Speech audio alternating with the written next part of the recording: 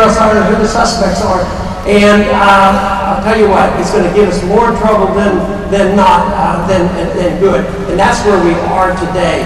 So this is the reason that we don't have to think that these ideas are coming from the far left. These ideas are traditional, they're conservative, they're constitutional, and they've been Republican in the past.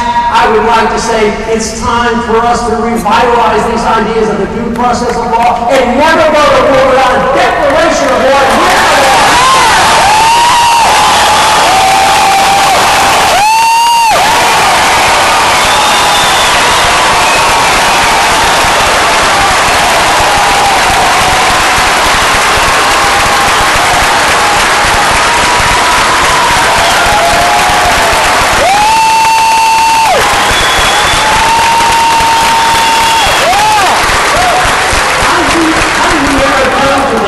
Accept and sit back and let our government go to war without a declaration. And you know, this administration, they're really quite bold. I guess you've noticed that. They come and they testify, and when they're challenged, they say, well, don't you think you should have a declaration? No, we don't need that. Don't you think you should ask Congress? No, we don't need that. We'll get our marching orders, we'll get our declaration, we'll get our authority from the United Nations and from NATO. They claim that is where the authority comes from. But I'll tell you what, we would fight a lot less wars, we'd be a lot more peace, we'd be a lot richer, and I do not believe we would be in any greater danger if we just follow the law.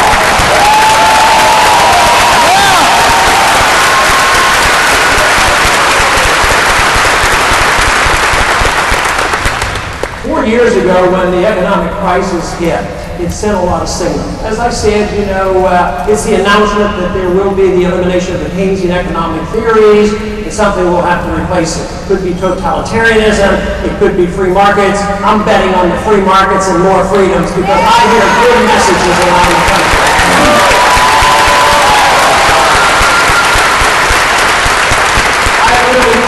Hundreds of thousands of young people in the last couple of years, most of them probably on campuses. Believe me, they are concerned, they're worried, they want their freedom, they don't want debt, they want jobs, and they do not believe that the government can be delivered to them on a platter. They believe it can be found in the cause of liberty and not in the cause of expanding the role of the government.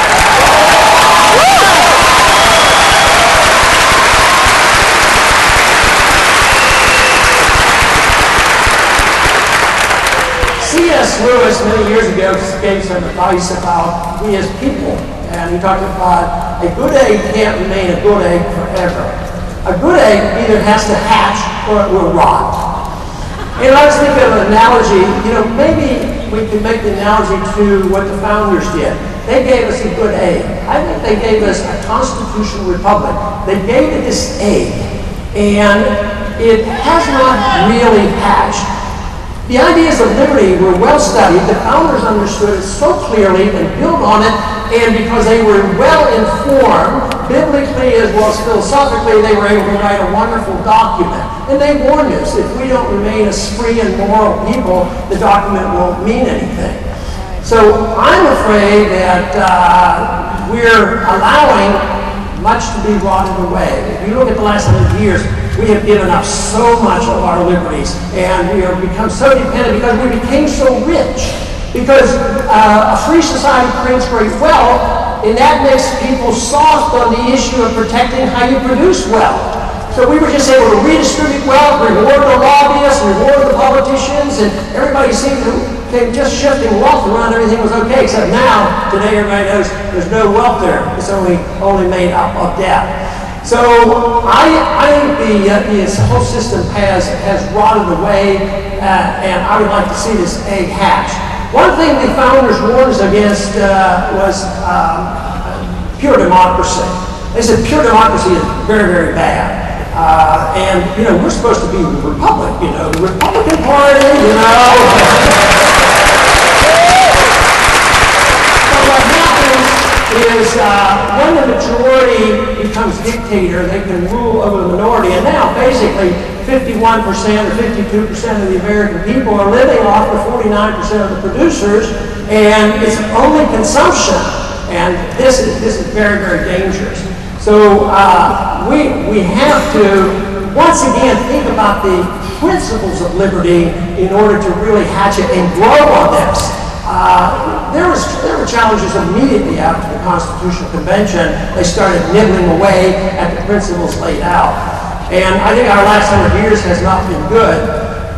But I think the growth of the freedom movement in the last 5 to 10 years has been fantastic. Last 5 years, marvelous. And the young people are attracted to it. So I would say things are going very well in that regard. So what we need to do is make sure this is encouraged and make sure that the people know about it and understand it and know what to respond to. Because the type of government we get, it's really what the people allow to happen. It's easy for us, as I do so often, condemn the executive branch, the courts, and the Congress. It's all their fault. No, it's all our faults because we're responsible for the people up there.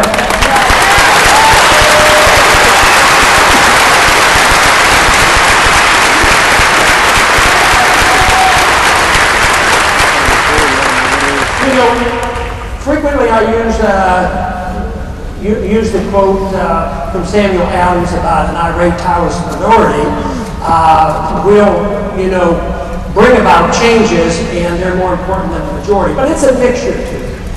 Ideas have consequences. They estimate that 4 to 5% of the people who led our revolution knew it and understood it. And the majority, did this back and forth. And fortunately, the leaders, the ones that had the right ideas, they won out. But eventually, ideas have the consequences. An irate minority, very, very powerful. But you know what? You still have to sell it to the people. Because it is the people that will make the decision, that there will be an endorsement. So I think there's an irate minority, tireless minority, fighting and joining the cause of liberty, and that's exciting.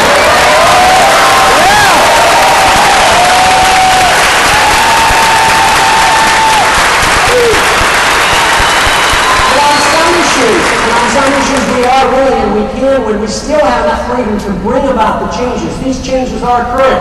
I mentioned the Federal Reserve. This is way beyond what I ever dreamed could happen. Because I was there for a good many years. Nobody was paying any attention. So I thought that's the way it would be forever. But no, the conditions in the country are coming about, and it's the fruition of those who academically have provided so much information for us. And the same thing is occurring with these endless wars. I'm surprised, why we put up for a war, longest war in our history, 10 years or longer. When Eisenhower, when the country got irate over the Korean War, it was only 2 years. The war started in 50, by 52, he ran his whole election on, this war's stupid, what are we doing this for? But here we are, 10 years, how long are we going to do it? How long is it going to continue? And I think it's way too much internationalism. I like internationalism as voluntary trade, travel, freedom of movement, and all that. But I do not like the idea. I'm not much enamored by the internationalism of the United Nations and NATO and World Trade Organizations and all these things. That's all government internationalism. That will not solve our problem. That's more government, and we need, of course, less government.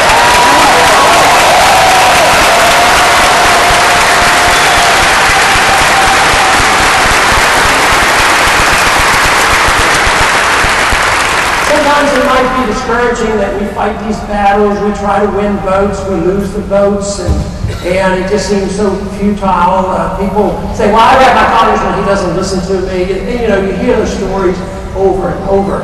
But it reminds me of a story of a conversation that occurred shortly after the Vietnam War was over. We had a Colonel Summers, who got together with Colonel Tu, representing Vietnam. And the discussion was just, how do we, just put this all behind us? And it was just sort of cleaning up the mess and us getting out of there totally and completely. And our colonel was still pretty bold. He said, and he was, wanted to get some reassurance. So he says to Colonel 2, he says, one thing is, you never once beat us on the battlefield. And 2 stood there for a minute, thought about it. He says, Colonel, he says, you're exactly right, but it's also irrelevant.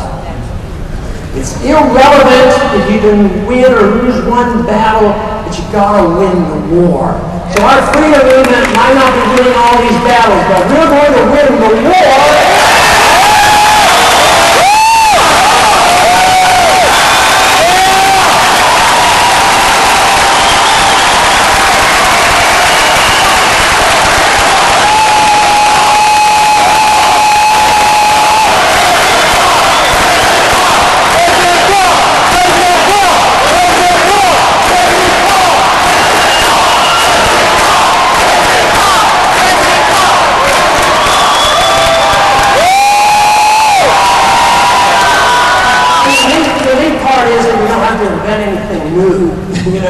Because we've had a taste of it, we can improve on it. We don't have to invent the gold standard, but we certainly can have a better monetary standard.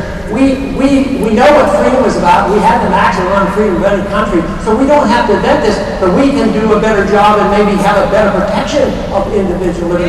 So we can improve on this. We don't have to invent it, and it isn't like that we have to say America is a mess and that's all their fault. We can pick up the good parts of America, the good parts of markets and property rights and contracts and limited government.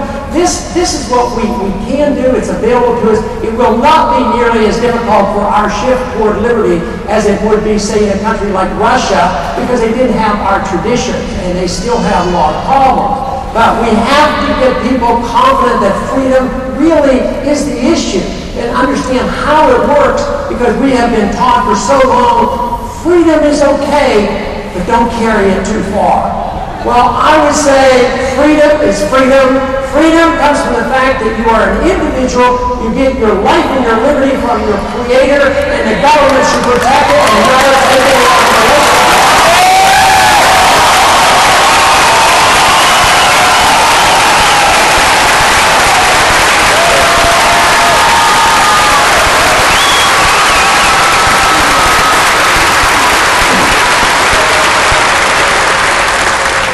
We are frequently criticized about, the economic policies and the foreign policy, that we're going back to the old days of isolationism and the old days of the gold standard. But let me tell you, big government is very, very old. And big government and inflation and destruction of currency, that is ancient and based on ideas that are wrong. Those who criticize us who want a lot less government, they are the past. We are the future.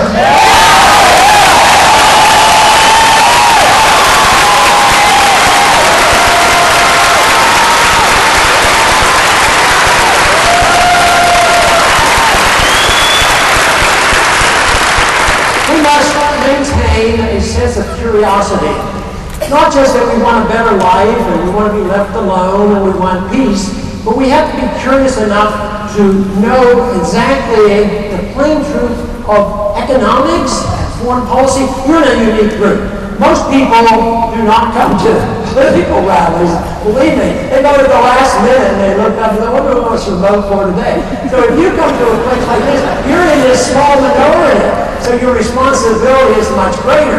But the responsibility is also to understand the issues and not casually accept, oh, well, yes, the government says I have to do this, and the Federal Reserve System, oh, they're wonderful. They always take good care of us. And we also have to have a welfare system because we don't want anybody falling through the cracks. And also, well, you guys who want freedom, you're not humanitarian. You don't care about your fellow man. Well, guess what? You can't be a humanitarian